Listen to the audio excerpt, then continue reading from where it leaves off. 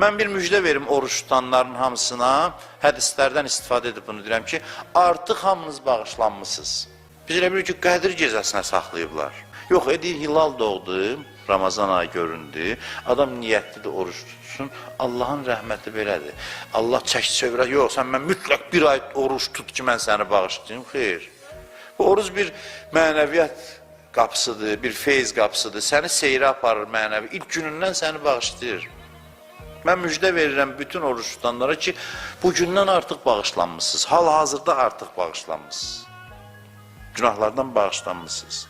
Bağışlanmışsınız ki, bu ilkin nöqtədə hərəkət nöqtəsidir. Sən yuxarı getməlisən, sən əvvəldən hərəkət nöqtəsi elə bir yer olsun, hamar, möhkəm bir yer olsun ki, sən buradan başlayırsan, ona görə bağışlanmaqdan başlayırsan, sən elə nəhayət istəyin bu olmaz, ya Allah, mənə bağışla bu ayda. Sən artıq səni xatircəm edir ki, sən bağışlanmışsan, indi get görən nə istəyirsən, hara gedə bilirsən. Gözü biraz zirvələrədir ki, yapışmayla, demirəm, bağışlanmaq həmişə imamlar da istəyib. Amma ilk gündən Ramazan ayında deyir ki, sən bağışlanmışsan, davamlı bağışlanmaq istəyə bilərsən. Amma sənin nəhayət istəyin bu olmamalıdır.